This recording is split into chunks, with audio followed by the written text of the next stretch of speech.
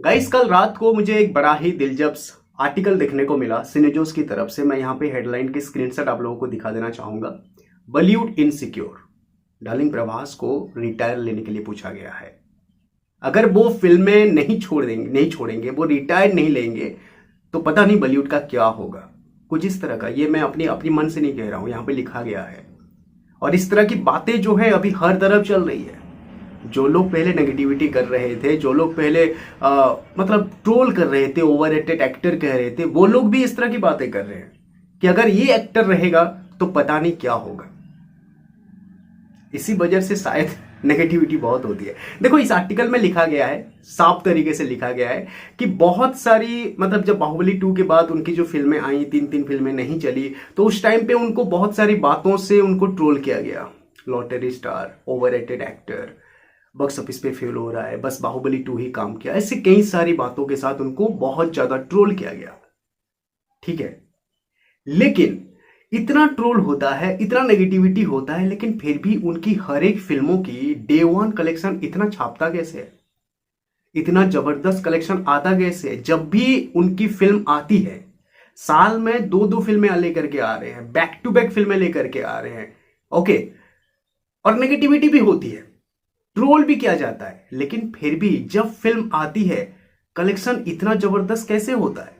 सिर्फ कलेक्शन ही नहीं, लोग मौज करते हैं, लोग सेलिब्रेट करते हैं। मतलब जब भी डार्लिंग प्रभास का कोई फिल्म आता है तो ऐसा लगता है कि हाँ भाई, एक फिल्म रिलीज हुआ अभी, जिसके लिए लोग खुश हैं, है ना। इतना जबरदस्त माहौल क्रिएट हो जाता है उनकी फिल्में जब भी आती है, चाहे वो साहो हो, चाहे वो राधे श्याम हो, चाहे वो आदि पुरुष भी क्यों ना हो। सारी के सारी फिल्मों के साथ भाई जश्न जरूर मनाया गया है, सेलिब्रेट जरूर मनाया गया है।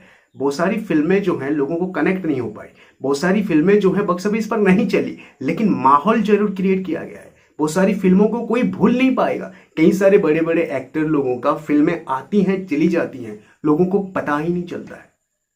कुछ ऐसे भी होते हैं, कई सारे ऐसे लोग होते हैं जो कि बड़े बड़े सुपरस्टार लोगों की फिल्मोग्राफी नहीं जानते कि उनकी कौन कौन सी फिल्में आई हैं अभी अभी तक। बहुत बड़े बड़े सुपरस्टार लोगों की, ठीक है, बड़े बड़े सुपरस्टार लोगों की फिल्मोग्राफी के बारे में नहीं जानते कि कौन कौन सी फिल्में उनकी आई हैं और चली गई हैं। लेकिन डार्लिंग प्रभास एक ऐसे एक्टर हैं जो कि बाहुबली 2 के बाद, ओके, बाहुबली के बाद जितने सारी भी फिल्में आई हैं ना, वो सारी फिल्मों के बारे में सभी को खबर है। क्योंकि वो सारी फिल्में जब भी आई हैं तो लोग सेलिब्रेट करे हैं, जश्न मनाए हैं, थिएटर में माहौल बनाए हैं। और इतना जबरदस्त कलेक्शन तभी होता है। क्यों होता है? इसका बस एक ही रीजन है भाई, जितना भी ट्रोल हो, जितना भी नेगेटिविटी हो, कोई कुछ भी कहे, ठीक है ना, पर ऑडियंस, जो मास ऑडियंस जो है ना, जो फिल्मों के लवर हैं, एक्चुअली जो फिल्मों के लवर है, ना कि सिर्फ उनकी फैंस, ओके, सारे के सारे उनको भरोसा हो चुका है कि ये बंदा जब भी आएगा तो कुछ नया लेकर के जरूर आएगा। चाहे वो फिल्म हमें कनेक्ट हो ना हो, ठीक है ना, वो फिल्म को हम एक्सेप्ट कर पाए ना कर पाए, लेकिन कुछ नया एक्सपीरियंस हम लेकर के जरूर आएंगे। वही घिसा पेटा चेस जो हम शुरू से देखते आ रहे हैं, वो सारी चीजों को लेकर के ये नहीं आएगा, बल्कि कुछ नया जरूर लेकर के आएगा, जो कि हम एक नई एक्सपीरियंस के साथ थिएटर से जरूर निकलेंगे। देख लो यार, सारी की सारी फिल्में वैसा ही हैं। ओके, सारी की सारी फिल्में, बाहुबली, बाहुबली 1, बाहुबली 2, ऐसी फिल्में हम कभी नहीं देखे थे बाहुबली से पहले। ठीक है, साहो मूवी जब आया, साहो मूवी में जिस तरह का एक्शन जो था, सिर्फ उस पहले हम नहीं देखे थे। राधे श्याम जो आया, राधे श्याम जैसा एक लव स्टोरी, इतनी बड़ी दुनिया, ये सब कुछ इस तरह का, इतना भारी भरकम बजट की ये जो हुआ राधे श्याम में, वैसा वाला हम नहीं देखे थे। आदि पुरुष में जो हुआ वो भी नहीं देखे थे। ठीक है, फिर सलार मूवी, मतलब सारे के सारे फिल्में जो है नई एक्सपीरियंस है। अभी कल की 29 AD कई सारे लोगों तो जल रही है। मतलब यार, यही एक बड़ा रीजन है कि लोगों को उम्मीद हो चुका है, जो भी हो, हम उस फिल्म के साथ कनेक्ट हो ना हो, वो फिल्म हमें पसंद आए ना आए, वो फिल्म अच्छा हो बुरा हो, जो भी हो, लेकिन एक नया एक्सपीरियंस हम जरूर लेकर के आएंगे। इसी वजह से डे वन भाई साहब सब लोग चले जाते हैं देखने के लिए। ठीक है, तो ये एक बड़ा रीजन है। दूसरा रीजन ये है कि डार्लिंग प्रभास कभी भी, वो आर्टिकल में लिखा गया है, आप जाकर के पढ़ सकते हो भाई।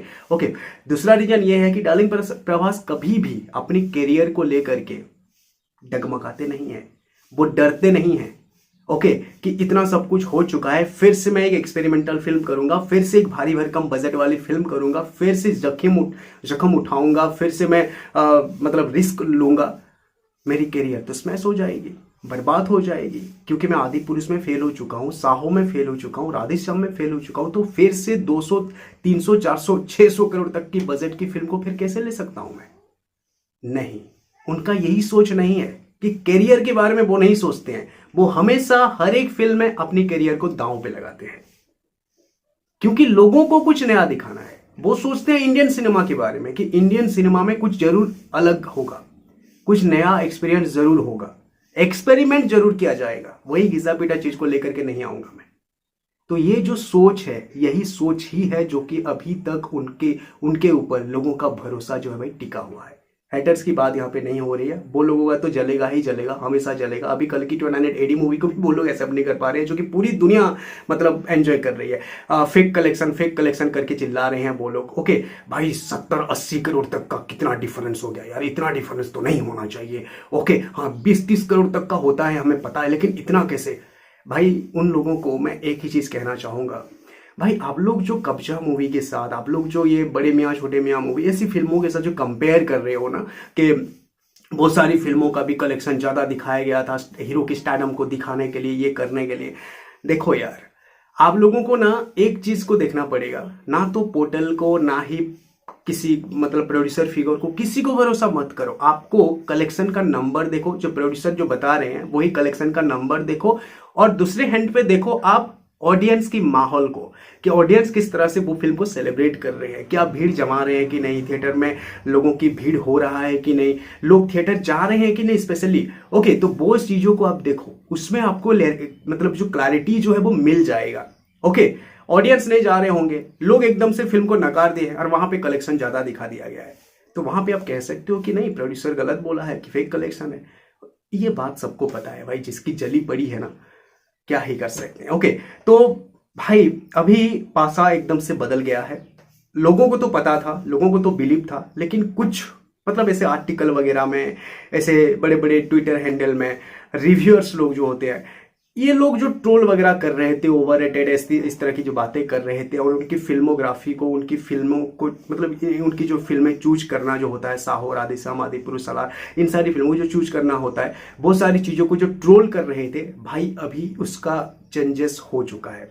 अभी सब लोगों को बिलीव हो चुका है कि भाई किसी ना किसी को तो, ठीक है, किसी ना किसी को तो रिस्क उठाना पड़ेगा, ताकि इंडियन सिनेमा में बदलाव होगा, ताकि हम लोगों को एक नया एक्सपीरियंस देखने को मिलेगा। और वही काम डार्लिंग प्रभास बाहें खोल करके कर रहे हैं, अपनी हर एक फिल्म में अपनी करियर को दांव पे लगा रहे हैं। वो अभी इतने बड़े स्टार हैं, मतलब उनकी जो फी है बहुत ज्यादा है, हर एक डायरेक्टर उनको फिल्म में लेने के लिए मर रहे हैं, लेकिन फिर भी वो कुछ ऐसी फिल्मों को चूज कर रहे हैं जिसमें उनकी करियर तबाह भी हो सकता है। तो ये जो मनोभाव है उनका, ये उनको सक्सेस दिलाया है और इस तरह का माहौल को बदला है, ठीक है, क्योंकि इंडियन सिनेमा में कुछ नया हुआ है। मजा आता है यार, अभी ये माहौल देख करके बहुत अच्छा लग रहा है कि हर तरफ इस तरह की बातें हो रही हैं, किसी की मेहनत, किसी की रिस्क उठाना, इन सारी चीज़ों के ऊपर अभी जो सहराना मिल रहा है ना, इसमें और भी कई सारे एक्टर आएंगे, इसमें जुड़ेंगे, कई सारे मेकर्स जुड़ेंगे, और इंडियन सिनेमा लिटरली बदलेगा। किसी ना किसी को तो शुरुआत करना पड़ेगा, जो कि डार्लिंग प्रभास कर चुके हैं। होपफुली वीडियो आपको अच्छी लगी होगी। Thanks for watching, have a nice day, take care.